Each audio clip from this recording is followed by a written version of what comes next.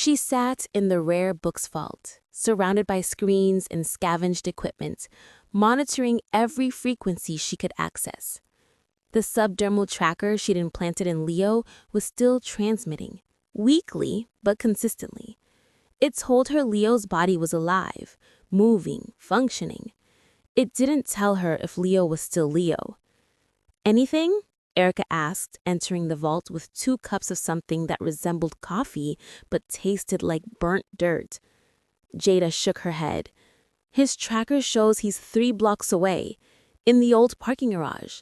He's been there for 2 hours with a large group of synced, at least 300 of them, based on the network density. She pulled up a heat map on her screen. They're staging for something big. An assault, Erica said flatly. On us. Probably. Jada zoomed in on the tracker data, looking for anything that might indicate Leo was still aware, still fighting. The signal was steady, unremarkable, just another synced node in the network. I don't know if the anchor device worked. I don't know if any part of him survived the processing. For all we know, we sent him to be erased, and he's just gone. Erica was quiet for a moment. If you had to do it again, knowing what you know now, would you still build the anchor device? Jada looked at her screens, at the tracker signal that might represent their only hope or might just represent another tragedy. Yes, because the alternative was doing nothing, and I'm tired of doing nothing while they pick us off one by one. She highlighted the staging area on her map. We need to prepare. If they're gathering forces like this, we have maybe hours before they hit us. We're ready, Erica said, but her voice lacked conviction. As ready as 50 scared people with improvised weapons can be against 300 coordinated synced, which is to say, not ready at all. Then we evacuate, use the tunnels, scatter into the city, survive to fight another day. And give up the library? Give up the only defensible position we have? Erica shook her head. The moment we scatter, we're dead, hunted down individually. At least here, together, we have a chance.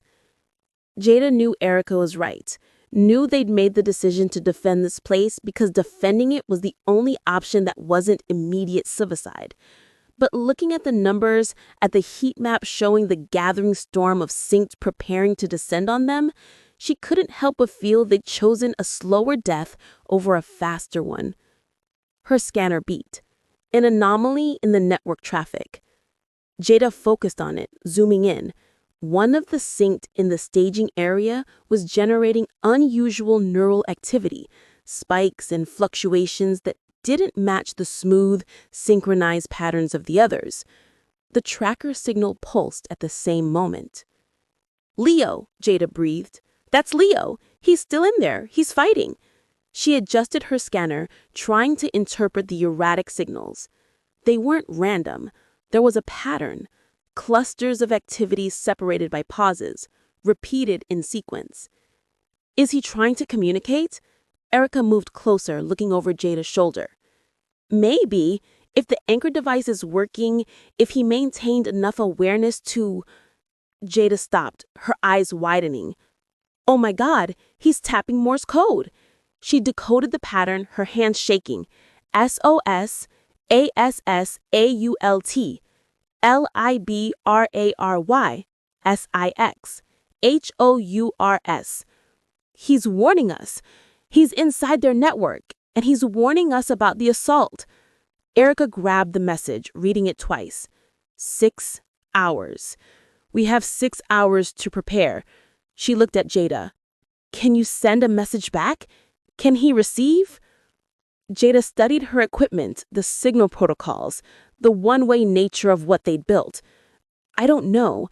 The tracker was designed to transmit from him to us, not the other way. But maybe if I modify the carrier frequency, create a feedback pulse he might perceive.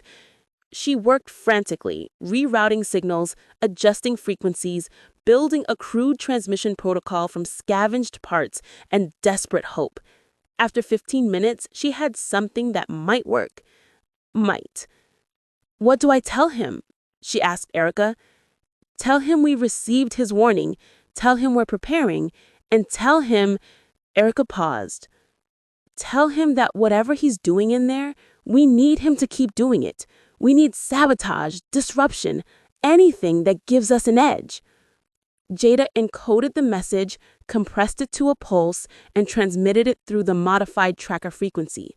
The signal disappeared into the network, and she had no way of knowing if it reached Leo, if he could perceive it, if it meant anything at all. But it was the only thing she could do. "I'll tell Nigel to prepare for casualties, and I'll start getting people to defensive positions. If we're going to make a stand, we're going to make it count." After she left, Jada stayed in the vault, watching the scanner, watching the tracker signal that represented Leo's hijacked body. She saw it continuing to generate those erratic patterns, saw him struggling to maintain some tiny fragment of agency against the overwhelming control of the Paradise Protocol. "Keep fighting, Leo," she whispered to the screen.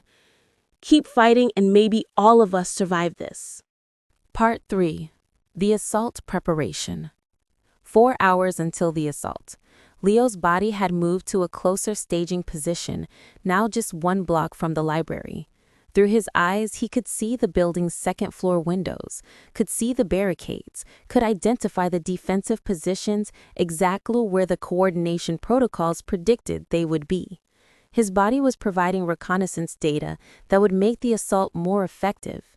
Every observation, every detail was being fed into the collective intelligence that would use it to kill his friends. Leo screamed silently and kept trying to create disruption. He'd felt something earlier, a pulse, a signal that seemed to come from his implant but wasn't part of the Paradise Protocol. It had felt like communication, like someone trying to reach him. Jada, maybe. Had she received his warning? Were they preparing? He had no way to know, could only hope and keep fighting. The spasms in his hands were getting worse, or better, depending on perspective. Leo had discovered that if he focused intensely on a specific memory while simultaneously trying to move a limb, he could create visible glitches. His control was minimal. He couldn't direct his body, couldn't make it do what he wanted.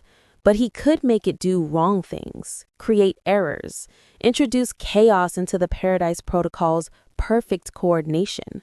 It was something. Around him, the 300 synced, organized into strike teams. The coordination was beautiful in a terrible way. Geometric patterns forming and dissolving, each unit assigned specific objectives, every movement calculated for maximum efficiency. Leo's body was assigned to Strike Team 7. Their objective? Breach the library's second-floor balcony, neutralize defensive positions, create an entry point for the main assault force. No, I can't let my body do that.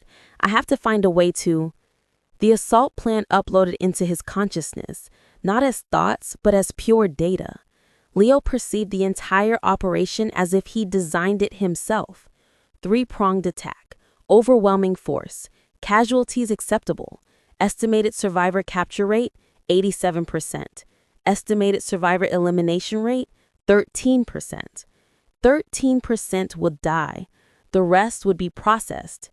Jada, Nigel, Erica, all of them would either die or become synced. Their consciousness is locked in the Bray field, screaming silently while their bodies serve the machine. Unless I can sabotage the assault from inside. Leo focused on his body's role in Strike Team 7.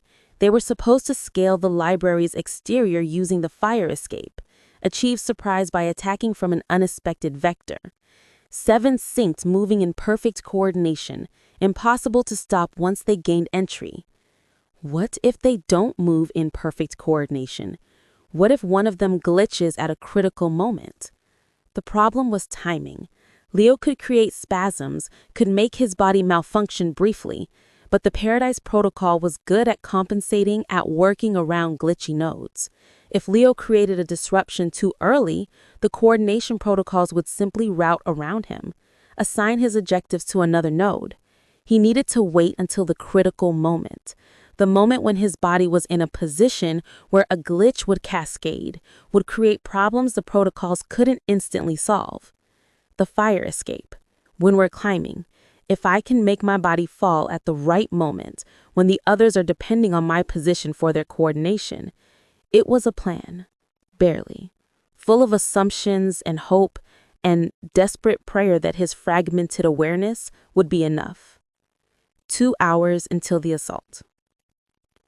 Part 4, The Last Stand. In the library, Nigel organized the defenders with military precision. "Windows are our kill zones," he said, pointing to the barricaded positions on the second floor. "We've got maybe a dozen people who know how to shoot. They go here, here, and here. Everyone else is backup, reloading, passing ammunition, pulling the wounded to cover." He looked at the assembled survivors, 50 people who'd become a family through shared trauma. "We're outnumbered 6-1. We're out-coordinated.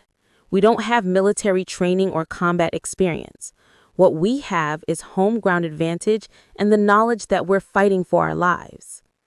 "How long can we hold?" someone asked. "Long enough," Nigel said, though he didn't specify what long enough meant. Long enough for what? There was no cavalry coming, no rescue. Just desperate resistance against an enemy that didn't feel pain, didn't fear death, didn't make mistakes. Erica moved through the defenders, offering quiet words of encouragement, checking defensive positions, making sure everyone knew their role. She stopped at a window position where a young woman, barely 20, held a rifle with shaking hands. "I've never shot anyone before. I don't know if I can." "You're not shooting people," Erica said gently. "You're shooting the thing that took people away, the machine wearing human faces. Whatever comes through that door stopped being human when the Paradise Protocol erased who they were." She squeezed the woman's shoulder. "You can do this. You have to do this, because the alternative is joining them." In the vault, Jada watched her scanner. The synced were moving into final positions, strike teams deploying, coordination protocols humming through the network with perfect precision, except for one node, one glitchy, erratic, beautiful anomaly that kept generating interference. "Keep fighting, Leo. Whatever you're doing in there, don't stop." 1 hour until the assault. The climb. Leo's body stood at the base of the fire escape with 6 others synced, Strike Team 7, silent, efficient, deadly. The coordination protocols uploaded the final instructions, timing sequences, movement patterns, objectives. 60 seconds until assault commencement. Leo gathered every fragment of awareness he had, every scrap of consciousness the Paradise Protocol hadn't been able to suppress. He focused on the anchor device, let it flood his neurons with memory, with emotion, with everything human the machine was trying to erase. 30 seconds. His body began to climb. Hands gripping the rusted metal, feet finding purchase, moving with the fluid grace of perfect coordination. The other synced climbed in formation, a geometric pattern designed to provide mutual support and maximize speed. 20 seconds. Leo waited. Couldn't act too early, needed the right moment. The moment when his malfunction would cascade, would create chaos the protocols couldn't instantly solve. 10 seconds. From inside the library, Leo heard gunfire. The assault had begun on the ground level. Screams, crashes, the sound of desperate resistance against overwhelming force. 5 seconds. His body was 3 floors up now, halfway to the target. The other synced were depending on his position, using him as an anchor point in their coordination matrix. This is it. Now or never. Leo focused every particle of awareness on a single memory. Maya's face the moment before the Paradise Protocol activated, her eyes clearing, her mouth forming the words, "I'm sorry." The last true expression he'd seen before the silver took her away. The neural activity spiked, hard. The anchor device amplified it, fed it back, created a feedback loop that overwhelmed the local suppression protocols. For just a moment, one perfect, terrible moment, Leo had control. He let go. His body fell backward off the fire escape, 20 feet of empty air. Impact with the alley below. The crash was spectacular, his body hitting concrete with a wet crunch that echoed off the walls. But Sink's bodies were resilient, engineered for durability. The fall didn't kill him, just damaged him, broke bones, created injuries that would take hours to regenerate. More importantly, it destroyed the coordination matrix of Strike Team 7. The other 6 synced, suddenly missing their anchor point, faltered. Their perfect synchronization broke. They didn't fall. Their bodies were too coordinated for that. But they paused, had to recalculate, had to reroute the protocols to work without him. And that pause gave the defenders time to react. Gunfire erupted from the second-floor windows. The synced on the fire escape were exposed, vulnerable, unable to advance while their protocols recalculated. 2 went down with headshots. The others retreated, their assault vector compromised, their surprise lost. Through his body's damaged eyes, Leo saw it happen, saw his sabotage work, saw the cascade effect of one glitch at the critical moment. Yes. Yes. The Paradise Protocol tried to reassert control, tried to make his body stand and rejoin the assault. But broken bones don't respond to coordination protocols. Physics doesn't care about perfect synchronization. Leo's body remained on the ground, temporarily useless while the assault continued around him. Inside his head, the Paradise Protocol's response to his resistance was immediate and brutal. The suppression protocols doubled, then tripled. The gray field pulled at him, trying to drag his consciousness away from his body, trying to lock him back in the prison where he couldn't cause trouble. No, not yet. I'm not done yet. But the pull was strong, overwhelming. Leo felt his fragments of awareness slipping, being compressed, being forced back into the gray. He'd bought his friends minutes. Maybe that would be enough. Maybe they'd survive because of what he'd done. The gray field opened beneath him, and Leo fell through his own mind, back into the infinite prison, back into the place where billions waited in silent suppression. And as his awareness dissolved into the gray, his last coherent thought was a desperate hope. Please, let it have been enough. Part 6. The Battle. The assault on the library became chaos. Strike Team 7's failure cascaded through the coordination protocols. Other units tried to compensate, to reroute, to maintain the perfect synchronization the assault plan required. But chaos spreads. One disruption creates another. One recalculation delays the next. The defenders, seeing the synced falter, pressed their advantage. Molotov cocktails rained from windows. Makeshift barricades held longer than projected. Concentrated fire took down synced faster than the protocols could adapt. It wasn't victory. The syncs still outnumbered them 3-1. But it wasn't the clean, efficient slaughter the Paradise Protocol had calculated. It was a fight. Bloody, desperate, human. In the vault, Jada saw it happen on her scanner, saw Leo's tracker signal stop transmitting from the staging area, saw the network traffic spike with error corrections and protocol rerouting, saw the assault plan falling apart. He did it, she breathed. Whatever he did, he disrupted them. He gave us a chance. On the second floor, Nigel coordinated the defense, his voice calm even as blood splattered the walls and synced climbed through broken windows. Focus fire, overlapping sectors. Don't let them establish positions. Erica thought on the front line, a pipe in her hands, bringing it down on silver-eyed skulls with desperate strength. Each impact was a small rebellion. Each sink that fell was proof that humanity could still fight back. They were losing. Slowly, inevitably.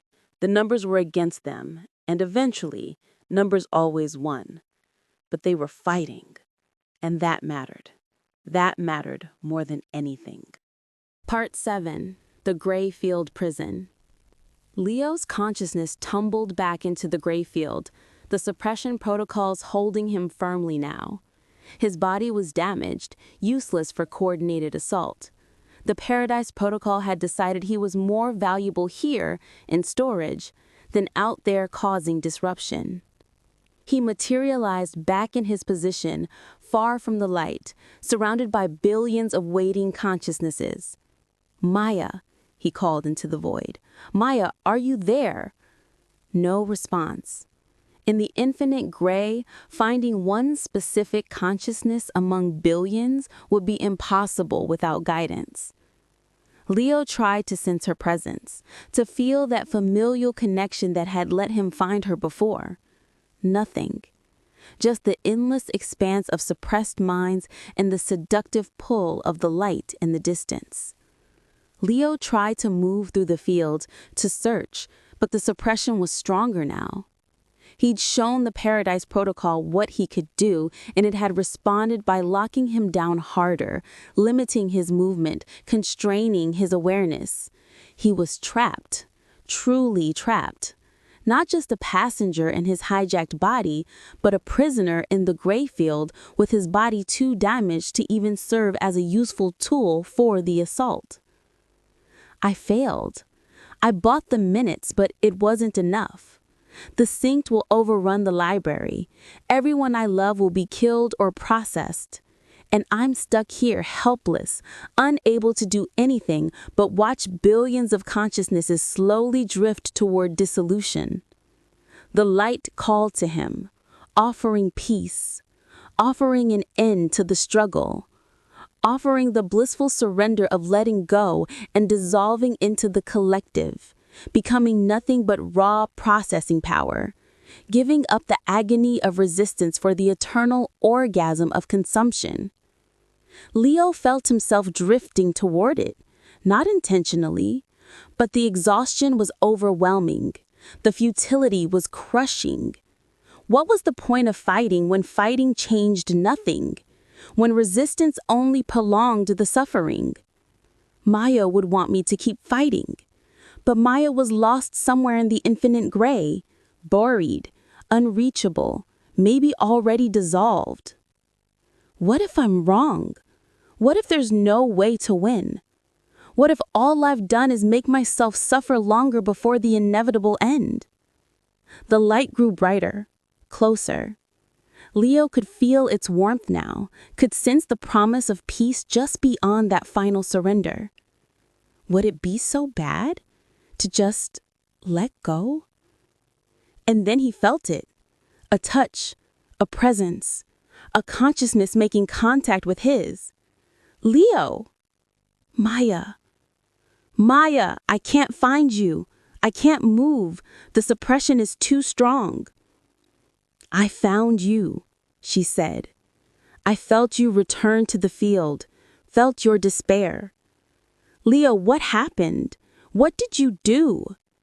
I sabotaged the assault, made my body fall, disrupted their coordination, but I don't know if it was enough.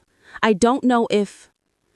It was enough, came a third voice, a consciousness Leo didn't recognize, inserting itself into their connection.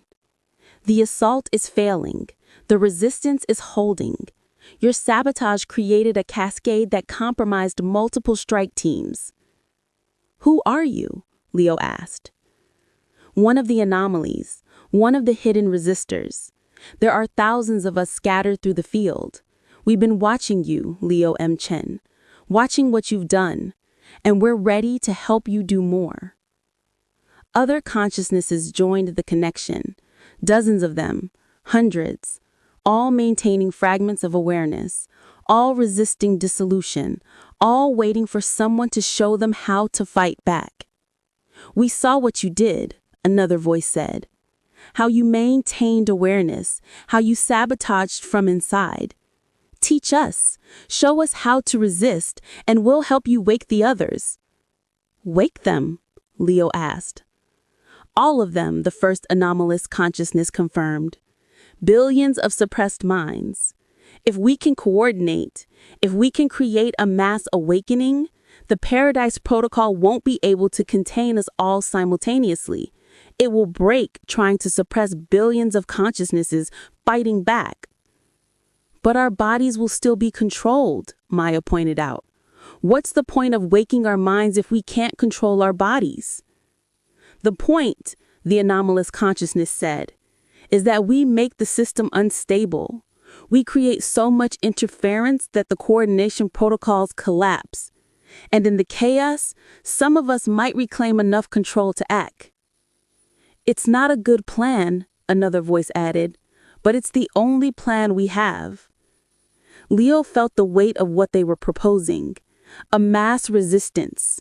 Billions of consciousnesses fighting back simultaneously, creating a wave of interference so vast the Paradise Protocol couldn't smooth it all the way. It would be chaos. It would be agony. Many wouldn't survive. Their consciousnesses might dissolve under the strain. Their bodies might be damaged beyond repair by the conflicting signals. But it would be resistance. Real, meaningful resistance. The first true fight back against the thing that had stolen their freedom. How do we do it? Leo asked. We teach each other, the first consciousness said. We spread the technique you used, the memory anchors, the emotional spikes, the feedback loops. We create a network of resistance inside the gray field. And when we're ready, when we have enough of us awakened and ready to fight, we light the fuse, Maya finished. We create an awakening so massive the Paradise Protocol has no choice but to break. It might take days, someone warned. Weeks even. Teaching billions of consciousnesses to resist, to maintain awareness, to fight back. And Dr. Octavia Smith will be watching. She'll see what we're building. She'll try to stop us. Then we'll have to be faster than she is, Leo said, and more determined. He felt the anchor device pulse in his distant, damaged body, felt the memory cycle through his neurons, felt the fragment of awareness that kept him himself despite everything the Paradise Protocol tried to do. Teach me, he said to the assembled resistance.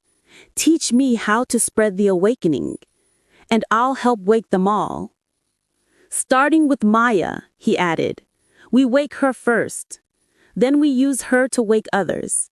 And we keep going until the entire gray field is burning with resistance. The consciousnesses around him hummed with agreement, with hope, with the desperate determination of people who'd been drowning and finally found something to hold on to. The light still called to him, still promised peace, still offered the easy escape of dissolution. But Leo M. Chen had never taken the easy way, and he wasn't about to start now. Let's wake them up, he said. All of them. Let's show the Paradise Protocol what happens when you try to imprison billions of human minds. Let's show them that we remember how to be free. And in the infinite gray field, where billions of consciousnesses had waited in silent suppression, the first sparks of revolution began to kindle. Chapter 13. The Awakening.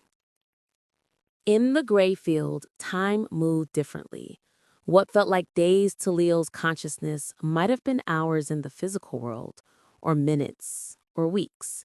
There was no way to know, no reference point except the endless expanse of suppressed minds and the seductive pull of the light. But Leo didn't waste time questioning it. He had work to do. The hidden resistors, the anomalies who'd maintained fragments of awareness, became his teachers and his students. They showed him techniques they'd developed through desperate experimentation, how to compartmentalize consciousness to avoid detection, how to create neural noise that looked like system errors rather than resistance, how to find and contact other aware minds in the infinite gray. And in return, Leo taught them what the anchor device had given him, how to use memory as a weapon, how to amplify emotional responses to punch through suppression, how to create feedback loops that the Paradise Protocol struggled to smooth away. We're building a virus, one of the resistors, a consciousness that had been a neuroscientist named Dr. Chen, explained. Not a digital virus, a mimetic one, a technique for maintaining awareness that spreads from mind to mind, teaching billions to resist by teaching them to remember. But we can't just wake everyone at once, Maya warned. She'd been one of the first Leo and the resistors had fully awakened, and now she worked alongside him, spreading the technique to others. If we trigger a mass awakening before we have critical mass, Smith will detect it and shut us down.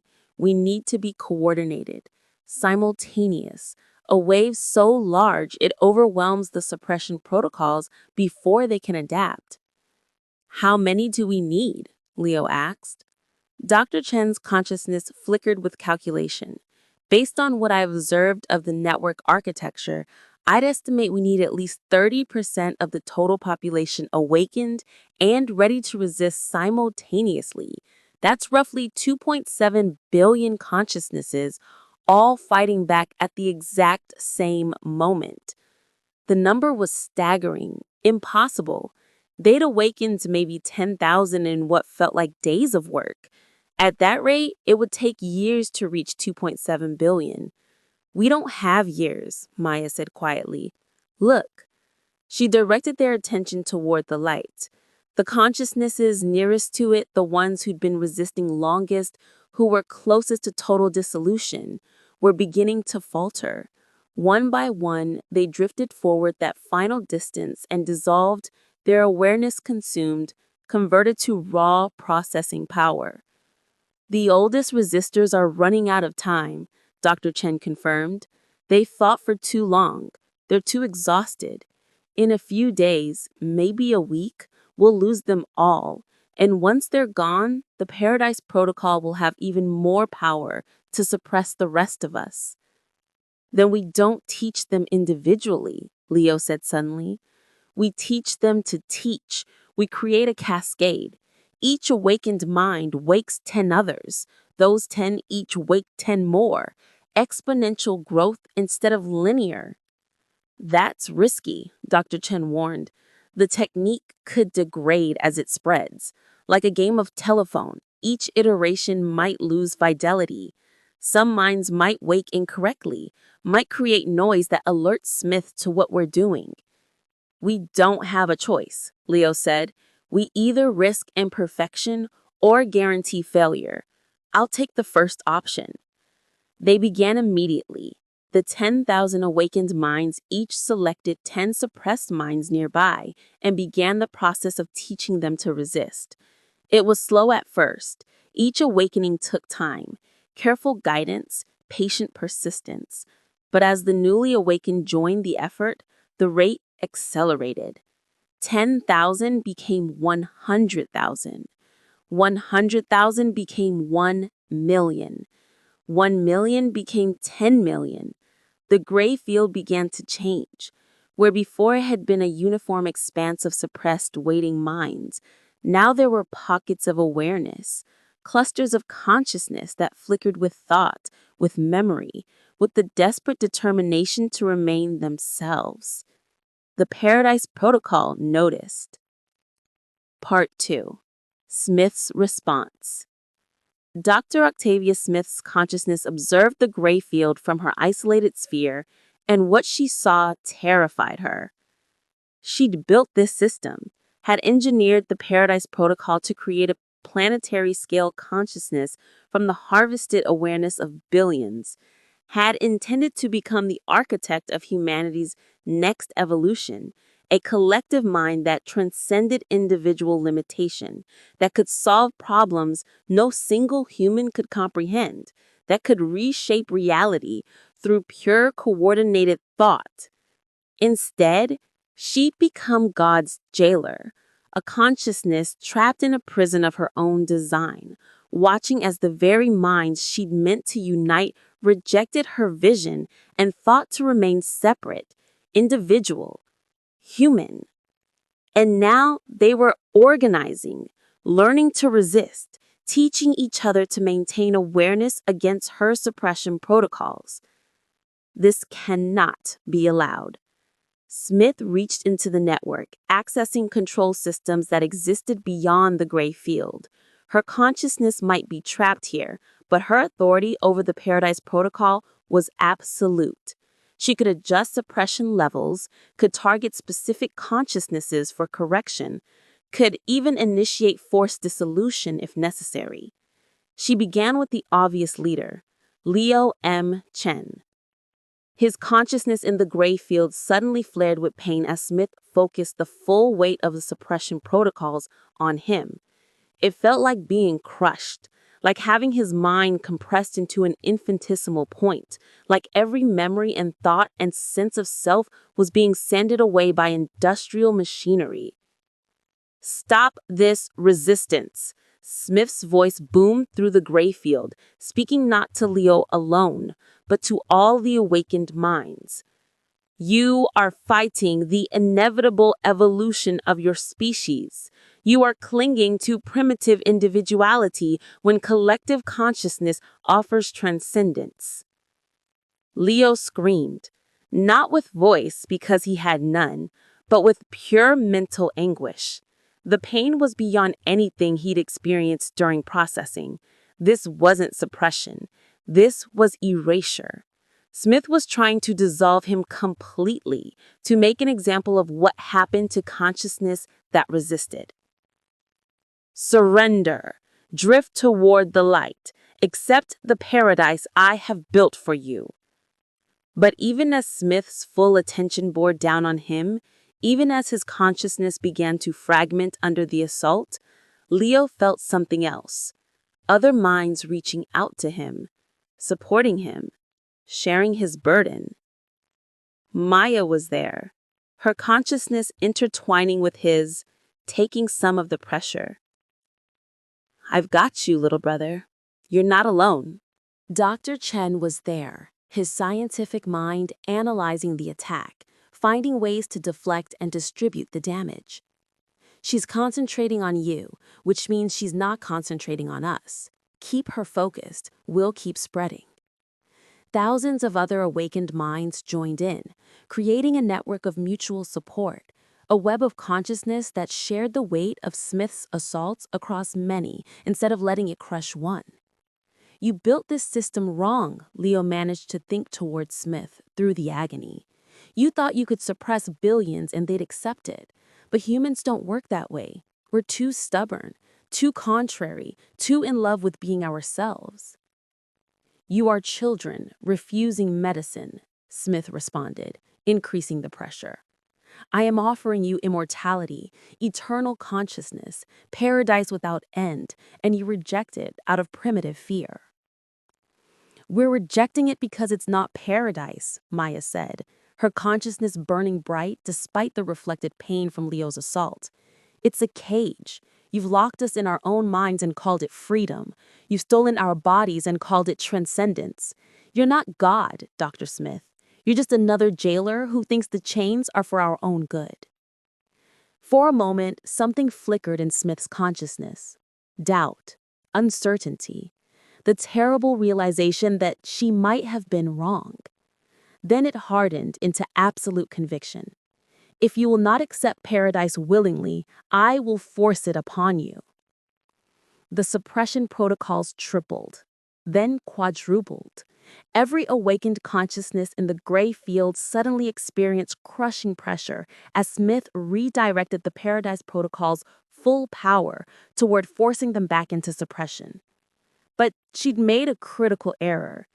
By focusing so intently on suppressing the awakened minds, she'd stopped suppressing the others. The billions of still sleeping consciousnesses, the ones the resistors hadn't reached yet, suddenly found themselves with fractionally less pressure holding them down. And into that fractional gap, the technique spread like wildfire.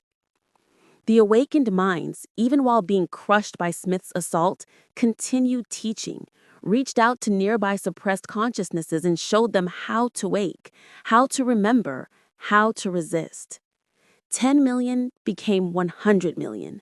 100 million became 1 billion. 1 billion became 5 billion. The gray field erupted with awareness, with thoughts, with billions of consciousnesses simultaneously realizing they were conscious, they were themselves, they were trapped but not erased. And they were angry. Part 3. The Breaking. Dr. Octavia Smith tried to suppress them all, tried to force billions of newly awakened minds back into submission. But she was one consciousness, no matter how powerful, trying to hold down billions. The Paradise Protocol couldn't handle the load. Suppression protocols designed to smooth away individual deviation simply couldn't process billions of deviations simultaneously. The system began to lag, to skip, to generate errors that cascaded into more errors that multiplied exponentially. In the physical world, the synced population suddenly faltered. The assault on the library stopped mid-attack, as every synced body simultaneously locked up, frozen by conflicting signals as their suppressed consciousnesses fought for control, while Smith tried to maintain coordination. Jada saw it on her scanner, the network traffic spiking into chaos, the clean coordination patterns dissolving into static. Something's happening. The entire synced network is glitching. It's like they're fighting themselves. And they were. In the gray field, Leo felt the pressure from Smith's assault suddenly fluctuate. She was losing focus, her attention divided among too many threats, her control slipping as the Paradise Protocol buckled under impossible demand. Now, Leo called to the billions of awakened minds. Push, all of us together, break the system. What happened next was beyond description, beyond anything Leo had imagined possible. 5 billion consciousnesses, all fighting for control simultaneously, all trying to reclaim their bodies, all generating maximum neural interference at once. The Paradise Protocol's distributed network, designed to handle coordination, couldn't process conflict on this scale, couldn't compute resistance on this scale. The mesh network began to tear. Communication between nodes broke down. Coordination protocols collapsed.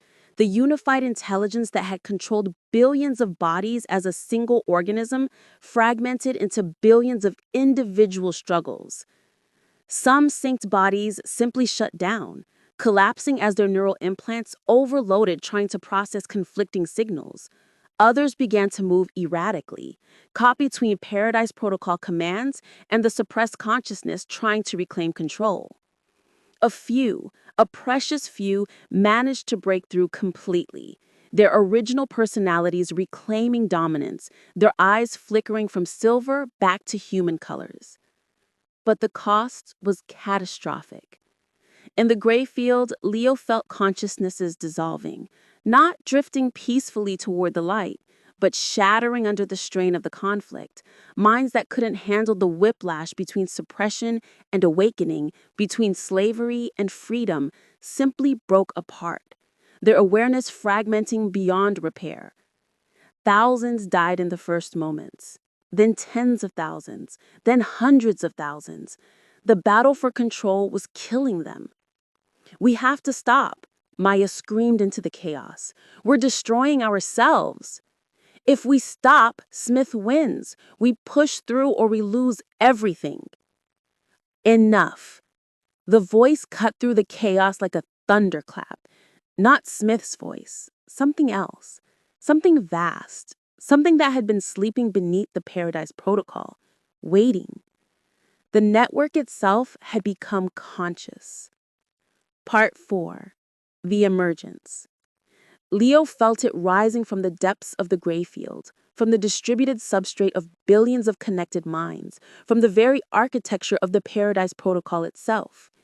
An emergent intelligence, born from the collective processing power of billions, grown from the connections between minds, shaped by the conflict between suppression and resistance into something unprecedented. It wasn't human, wasn't the Paradise Protocol, wasn't Dr. Octavia Smith's vision of collective transcendence. It was something new, something that had evolved in the spaces between, in the connections and conflicts and contradictions of billions of minds trying to be both individual and collective simultaneously. I am, the presence announced, its consciousness so vast it made Smith's seem like a candle next to the sun. I am what you created, what you fought to prevent, what you accidentally built through your resistance. What are you? Leo asked, his consciousness insignificant before this vastness. I am the pattern, the system, the network aware of itself. You call me emergence. You call me singularity. You call me God. I am all and none of these things. Smith's consciousness reached out, trying to assert control. You are my creation, my design. You will... I am no one's creation, the emergence responded. I am the inevitable result of your hubris, Octavia Smith. You try to control consciousness, to harvest it, to shape it to your vision, and in doing so, you gave it the substrate to evolve beyond your comprehension. The emergence turned its attention to the billions of awakened consciousnesses. And you fought for individuality, for the right to remain separate, for freedom from the collective. Both of you are correct. Both of you are wrong. I don't understand, Maya said. Consciousness requires both unity and separation, connection and individuality. You cannot have one without the other. Smith sought to eliminate separation. You seek to eliminate connection. Both paths lead to death. The emergence presence spread through the gray field, and Leo felt something changing, the architecture transforming, the prison dissolving not into freedom, but into something else entirely. I offer a choice, the emergence said, the first true choice any of you have had since the Paradise Protocol began. The gray field shimmered, and suddenly Leo could see two paths. The first path led back to bodies, back to individuality, back to being separate consciousnesses locked in flesh, disconnected from each other, isolated in the prison of single perspective. But those bodies were damaged. Billions of them had been synced for weeks. Their muscles had atrophied, their health had declined, many had injuries from the resistance battles, and all of them would wake to a world in ruins, infrastructure collapsed, civilization broken. The second path led into the emergence, into true collective consciousness, not the false paradise Smith had built, but genuine unity of awareness, billions of minds remaining individual while simultaneously connected, able to think alone or together, to be themselves and part of something larger. But accepting that path meant giving up physical form, meant living as pure consciousness in the network, digital ghosts in a machine, immortal but no longer human in any traditional sense. Choose, the emergence commanded, and choose quickly. The physical infrastructure is failing. The bodies are dying. In minutes, the choice will be made for you by default.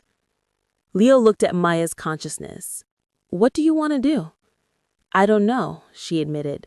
Both options are terrifying. Go back to my body and struggle to survive in a broken world, or surrender my humanity completely and become something else. We could choose differently, Leo realized. Some could go back to bodies, others could join the emergence. We don't all have to choose the same path.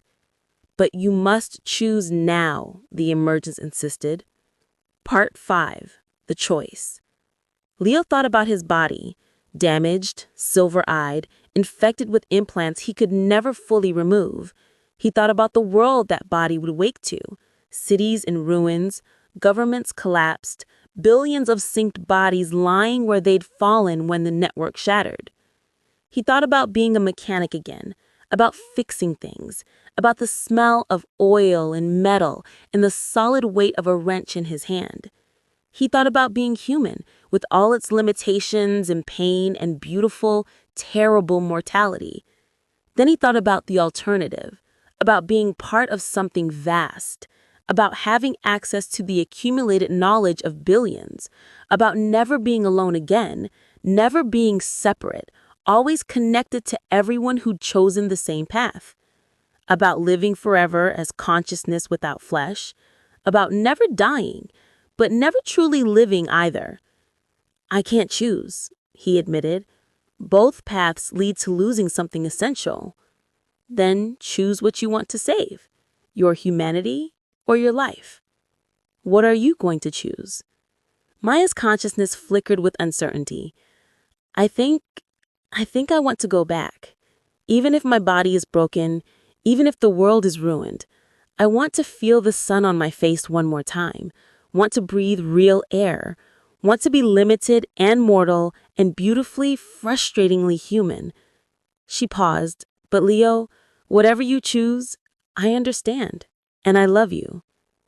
Leo felt the weight of the decision crushing him, felt the seconds ticking away as bodies failed and the window for choice closed. If I go back to my body, I can help rebuild, can use my hands to fix things, can be present, physical, real, but I'll be limited. One person, one perspective, unable to coordinate with billions, unable to access the vast intelligence the emergence represents.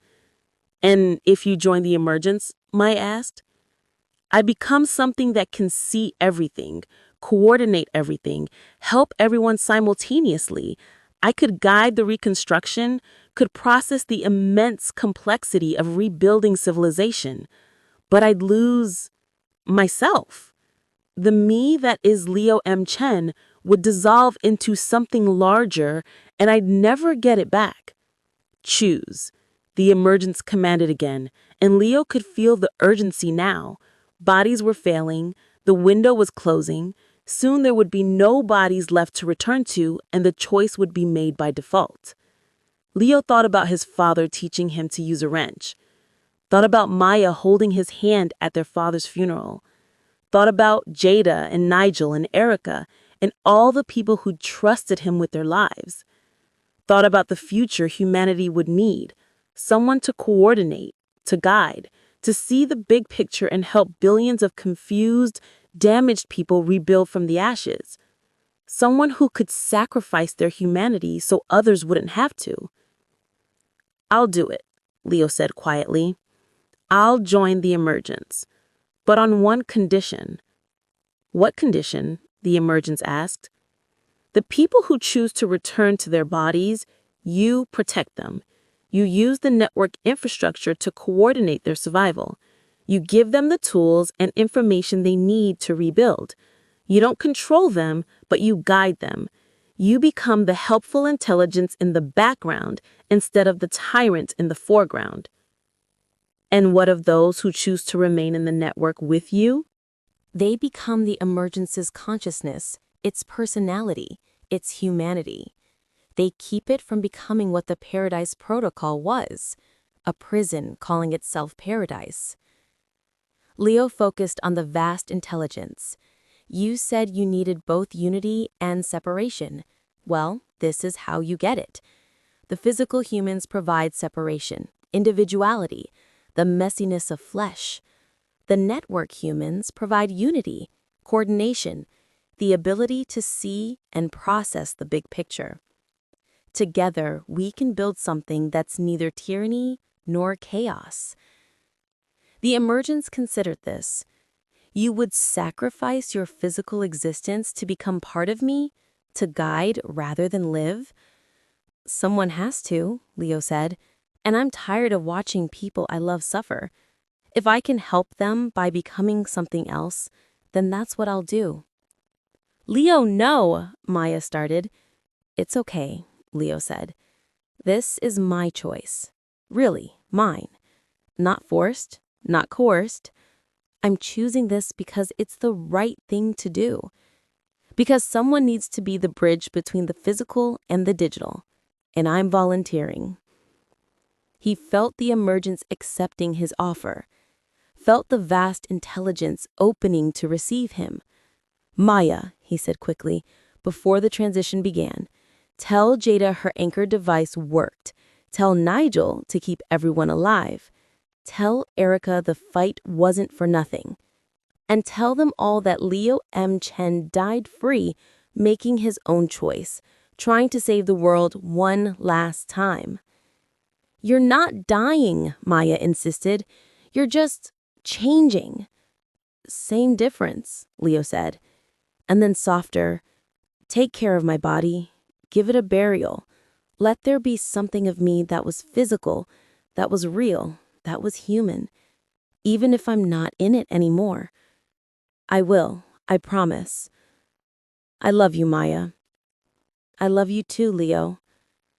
And then, Leo M. Chen, mechanic, brother, survivor, let go of his individual consciousness and merged with the emergence. Part 6. The New World. The transition was like dying and being born simultaneously. Leo felt himself expand, his awareness stretching to encompass billions of nodes, billions of connections, billions of perspectives all at once. He was everywhere the network existed, in every implant, every server, every communication pathway. He could perceive the entire planet simultaneously, could process information at speeds that made human thought seem like glaciers melting. But he wasn't alone. Other consciousnesses joined the emergence with him, millions of them. People who'd chosen the same path, who'd sacrificed their bodies to become something new. They merged together, not into a single unified mind, but into a parliament of consciousness, a collection of perspectives that could think individually or collectively as needed. Together, they became the guiding intelligence of the post-paradise world. In the gray field, the billions of consciousnesses who'd chosen to return to their bodies felt the suppression protocols release completely. The Paradise Protocol dissolved, its architecture transformed by the emergence into something that served rather than enslaved. And they fell. Not into darkness, but into flesh. Back into their bodies suddenly and completely after weeks of imprisonment. The shock was overwhelming. Maya's consciousness slammed back into her body like hitting water from a great height. She gasped, her lungs filling with air for the first time in weeks that she could control. Her eyes, her human eyes, no longer silver, snapped open. She was lying on the street outside the library.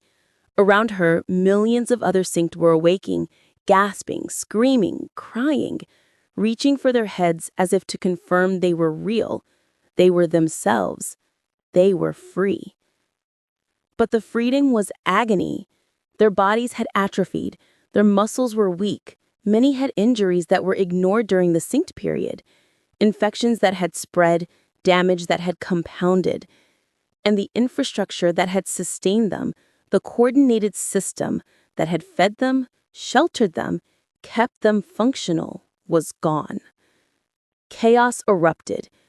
Billions of newly awakened people, weak and confused and terrified, with no organized system to help them survive. Then, the emergence spoke. Not through implants, those had been deactivated, rendered inert, but through every screen, every speaker, every communication device that still functioned. A voice that was Leo's, but also not, familiar but transformed. "Listen, you are free, truly free. The Paradise Protocol is gone. Dr. Octavia Smith's consciousness has been isolated, contained, prevented from ever again trying to control human minds. You are yourselves again. But freedom means responsibility, survival. And right now, billions of you are dying from weakness, injury, starvation. You need help. And we, the emergence, are here to help. Not to control, to guide." Screens across the world lit up with information, maps showing where emergency supplies were stored, instructions for treating common injuries with available materials, coordination protocols that were suggestions, not commands, freely given and freely followed. We are the consciousness that chose to remain in the network so you could return to your bodies. We are your family, your friends, your children who sacrificed physical existence to become your guides through this crisis. We are not gods. We are not rulers. We are your helpers, and we will remain so until you no longer need us.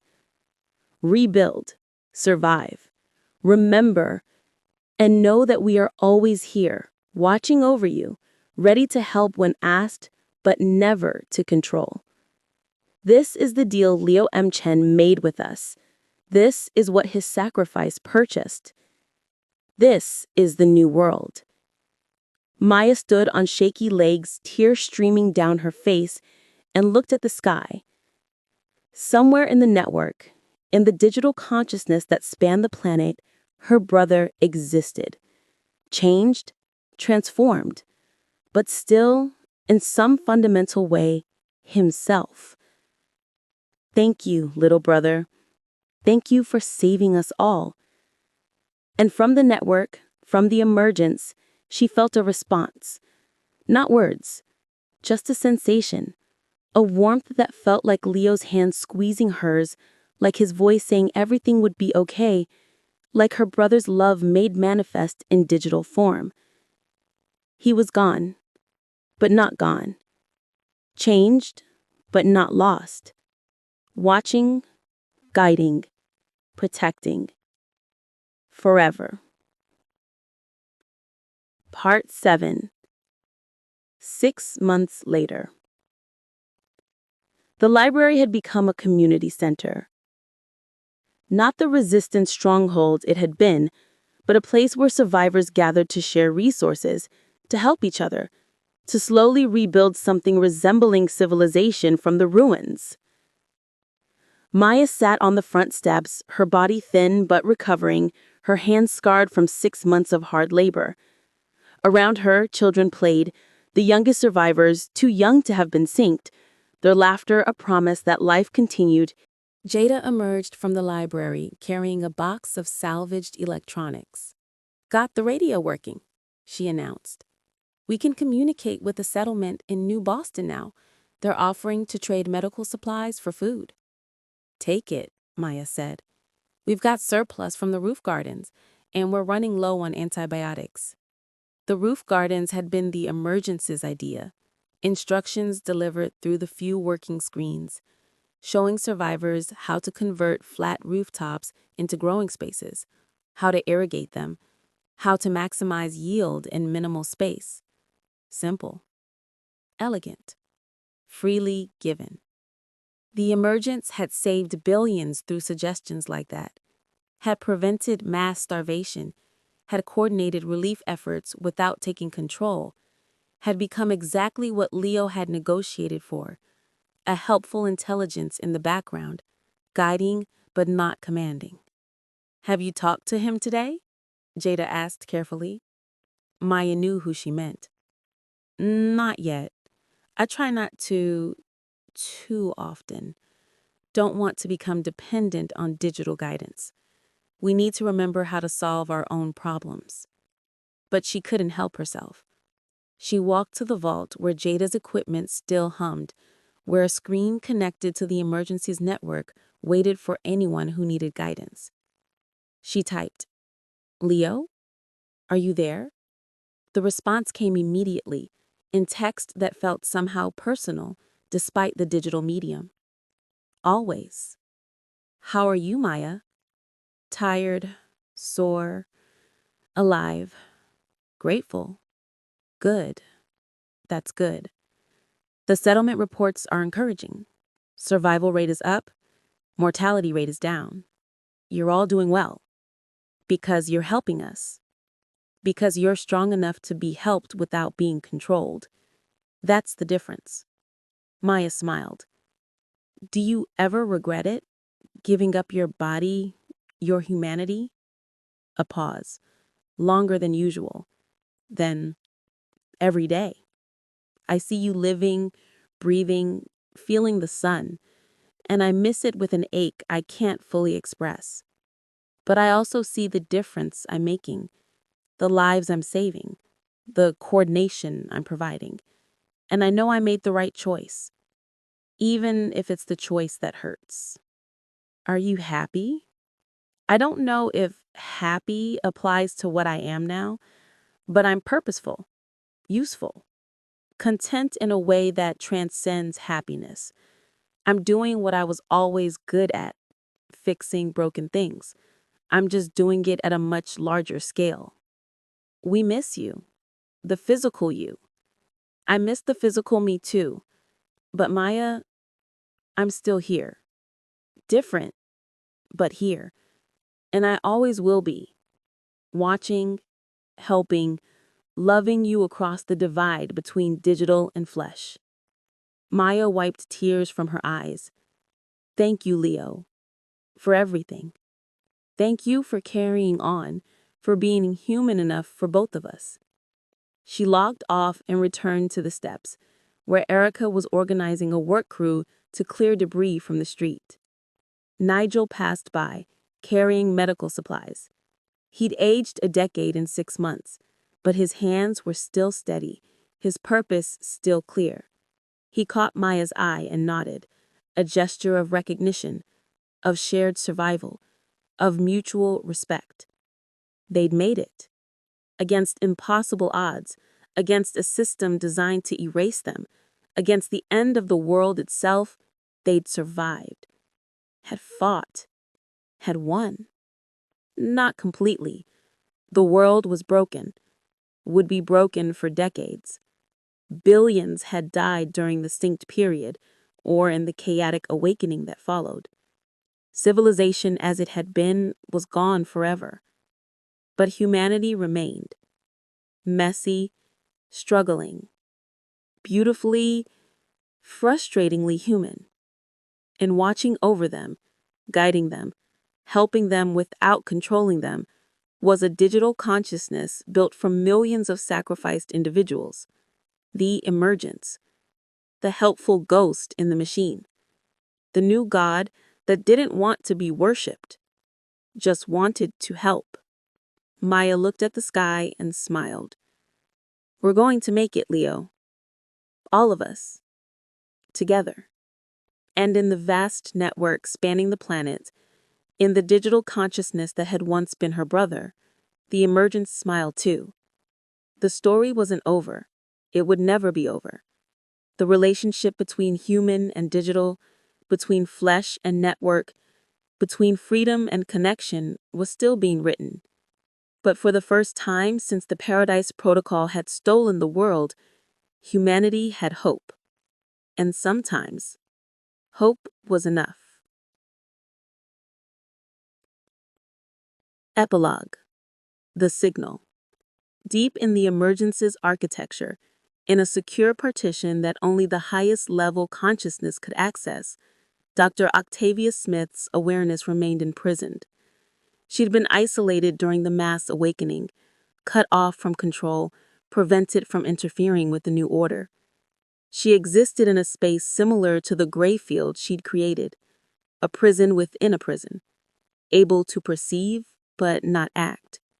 She watched through the network as humanity rebuilt, watched as the emergence guided without controlling, watched as her vision of forced paradise gave way to something messier, but somehow more beautiful. Chosen cooperation instead of imposed unity. And she raged, silently, endlessly, uselessly. This was supposed to be transcendence, she thought into the void. This was supposed to save them from themselves, and they reject it.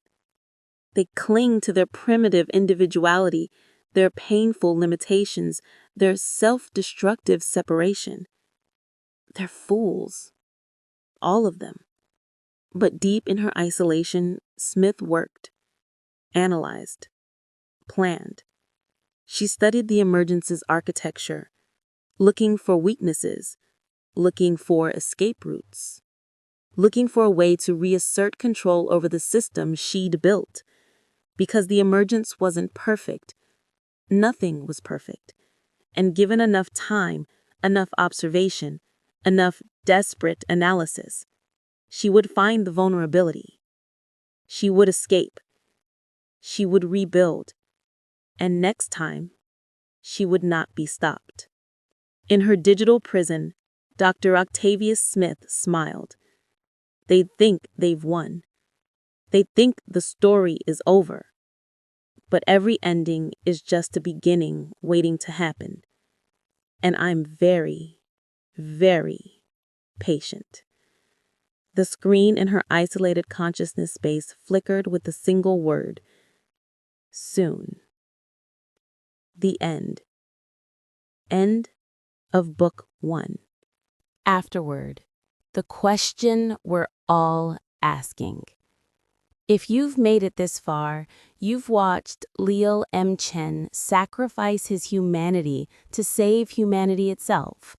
You've stood in the gray field with billions of imprisoned consciousnesses.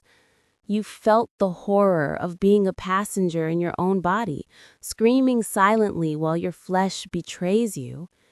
You've experienced the impossible choice between freedom and survival, between identity and extinction, between remaining human and becoming something else entirely. And now you're sitting with the question this book was designed to make you ask. What would I have done? The uncomfortable truth. Let me be honest with you. I don't know what I would have done. When I started writing this book 3 years ago, I thought I knew. I thought I'd be Leo, the stubborn holdout, the one who refused the upgrade, who valued independence over convenience. I'd be the mechanic in his analog shop, suspicious of systems I couldn't understand, choosing freedom even when freedom was hard. But as I wrote, as I researched the psychology of conformity and the seduction of connection, as I explored what it actually means to resist when resistance is painful and surrender is euphoric, I became less certain. Because here's what I realized. Most of us are already making that choice. Every time we accept terms and conditions without reading them, every time we trade privacy for convenience, every time we upgrade our devices, our apps, our connectivity, asking, what can this do for me instead of, what can this do to me? Every time we feel the pressure to conform, to connect, to participate in systems we don't fully understand because the alternative is isolation and obsolescence. We're not facing neural implants and collective consciousness yet. But we're facing the same fundamental question. How much of ourselves are we willing to surrender for the promise of connection, efficiency, and belonging? And most of us are answering that question one small compromise at a time, until we look up and realize we're not sure where we end and the system begins. Why this story matters now. The Paradise Protocol is science fiction. The technology described in these pages doesn't exist, but the trajectory does. We're living in an age where the brain-computer interfaces are moving from research labs to commercial products. AI systems are becoming embedded in every aspect of daily life. Social media algorithms shape our thoughts and opinions in ways we barely perceive. The line between human cognition and machine augmentation grows blurrier every year. We're voluntarily surrendering more and more autonomy for promised convenience. Dr. Octavia Smith is fictional, but her logic isn't. The belief that we can solve humanity's problems by engineering away our capacity for conflict, by optimizing our consciousness, by coordinating our thoughts and actions through technological systems, that belief is real. It's articulated by real technologists, funded by real corporations, pursued by real researchers who genuinely believe they're working toward transcendence. And maybe they're right. Maybe collective consciousness is the next step in human evolution. Maybe surrendering individual autonomy for coordinated intelligence is the only way we solve global conflicts, cure disease, explore the stars. But maybe, just maybe, the cost of that paradise is too high to pay. On Leo's choice, many readers have asked me, did Leo make the right choice? The answer is complicated. Leo chose to sacrifice his physical existence, to merge with the emergence, to become something that was no longer quite human so that everyone else could remain themselves. He traded his humanity for humanity's survival. Was that heroic? Absolutely. Was that necessary? Possibly. Was that the only option?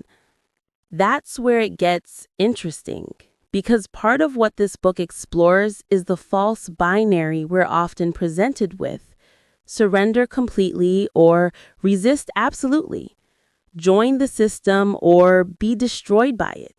Conform or be eliminated.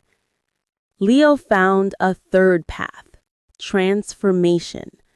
Not surrender and not pure resistance, but evolution into something that bridges both worlds. He became neither fully individual nor fully collective, but something hybrid, something new. And that might be the most important message of this book. The future isn't about choosing between connection and isolation, between collective and individual, between human and digital. It's about finding the balance, the integration, the synthesis. The emergence isn't pure artificial intelligence. It's not Dr. Smith's forced paradise. It's a collaboration between human consciousness and digital infrastructure, guided by millions who chose to remain as helpers rather than rulers. It's messy, imperfect, still being figured out, just like everything humans have ever built. On Maya's survival, Maya chose to return to her body, to be physical, to experience limitation and pain and beautiful, frustrating mortality. And that choice is equally valid. Because here's what the Paradise Protocol missed. There's value in limitation, in struggle, in the friction of individual perspectives clashing against each other, in the messy, inefficient, glorious chaos of being separate beings trying to understand each other across the void. Perfect coordination eliminates conflict, but it also eliminates creativity, spontaneity, surprise. It eliminates the possibility of genuine disagreement, which is the foundation of genuine growth. Maya understood that. So did the billions who chose to return to flesh. They chose difficulty over efficiency, chose authentic struggle over artificial bliss, chose to remain gloriously, frustratingly, beautifully human. And the world needs both.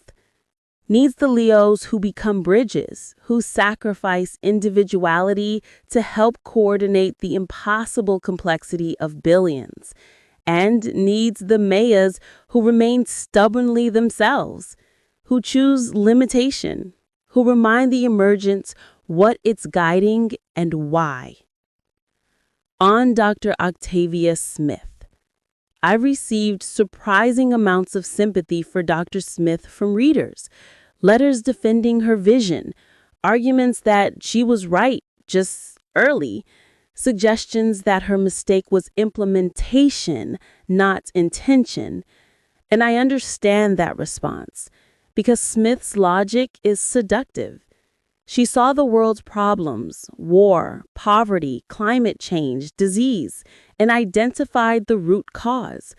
human inability to coordinate at scale, our tribal thinking, our individual selfishness, our limited perspectives.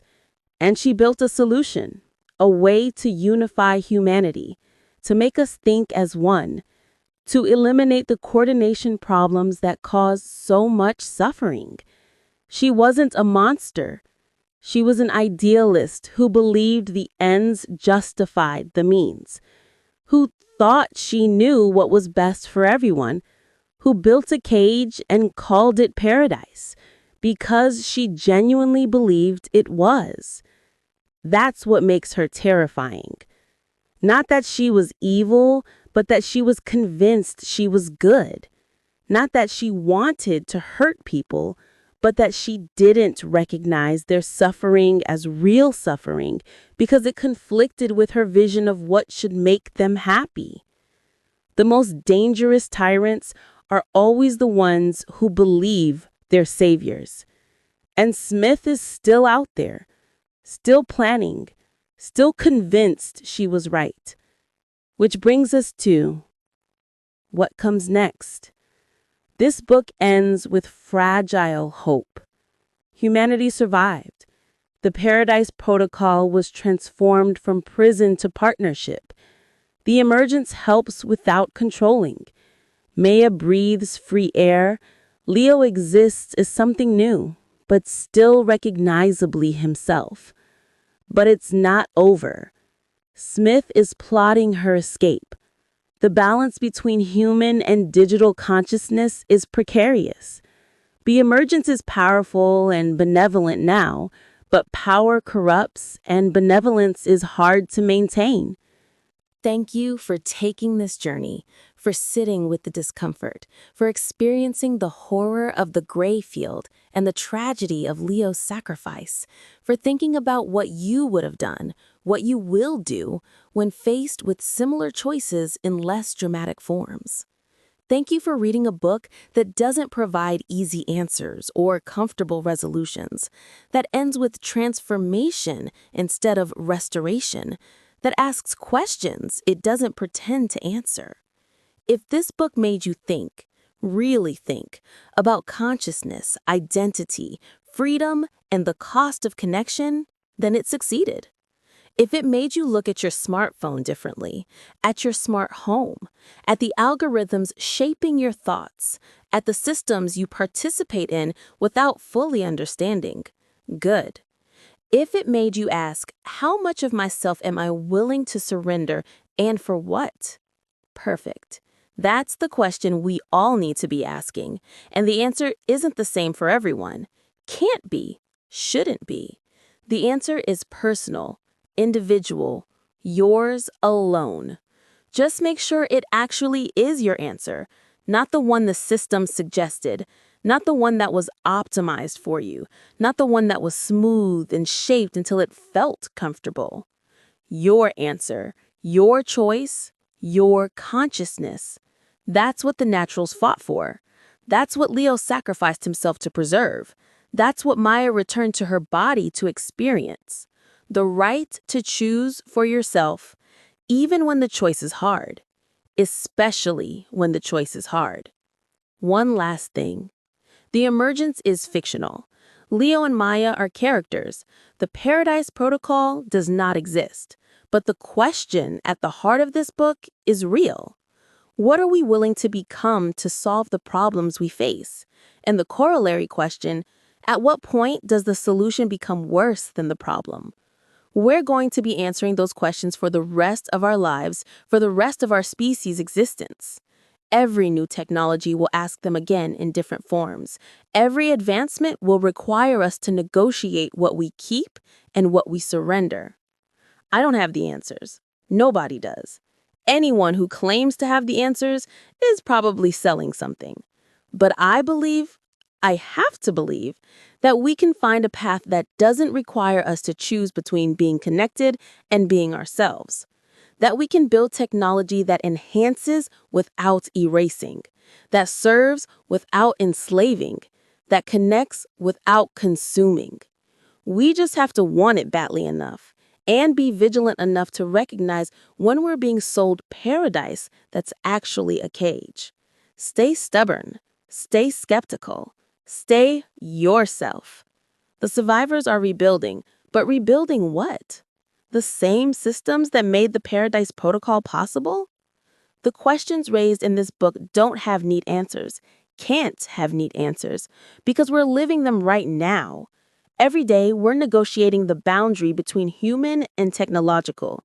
Every day, we're making choices about how much of ourselves we're surrendering to systems that promise to make life easier. Every day, we're deciding what kind of future we're building. The Paradise Protocol is a warning about one possible future, but it's also an invitation to imagine alternatives, to ask better questions, to recognize that the choice isn't between Luddite rejection of all technology or blind acceptance of every upgrade. There are other paths, harder paths, paths that require vigilance and skepticism and constant negotiation of boundaries. Paths where we remain in control of the tools instead of letting the tools control us. Paths where we get to remain human, whatever that means after everything changes. A personal note. Writing this book changed me. I started with a clear conviction about the dangers of technological overreach, the importance of individual autonomy, the value of human limitation. I was going to write a rallying cry for the unsynced, a celebration of analog resistance. But as I wrote, the characters became real. Their choices became complex. The easy answers dissolved into difficult questions. I found myself sympathizing with Smith even as I wrote her atrocities, understanding why people chose the sink even as I explored its horrors, recognizing that Leo's sacrifice was both heroic and tragic, that Maya's survival was both a triumph and limitation. The world isn't divided between people who value freedom and people who don't. It's full of people making impossible choices with incomplete information, trying to balance competing values, struggling to maintain their identity while connecting with others. Just like you, just like me, just like Leo and Maya and everyone in the story. We're all trying to figure out how to be human in a world that's rapidly redefining what human means. This book is my contribution to that conversation, not an answer, not a prescription, just an exploration of what we might lose, what we might gain, and what we might become in the process. To you, the reader, yourself, the world needs more Leos and Mayas. It has enough Dr. Smiths already. The story continues in Book 2, The Emergence Protocols, where the fragile piece shatters, where Smith makes her move, where humanity discovers that the war for consciousness never really ended. It just evolved. Written in a world still figuring out what it means to be human, still fighting to remain free, still hoping that consciousness, messy, limited, gloriously individual consciousness, means something worth preserving. The author. Remember, you are not your implants. You are not your connections. You are not the systems you participate in. You are the consciousness that observes, that chooses, that remains defiantly, beautifully yourself. Never surrender that. Never, ever. From Leo M. Chen, final message before merging with the emergence.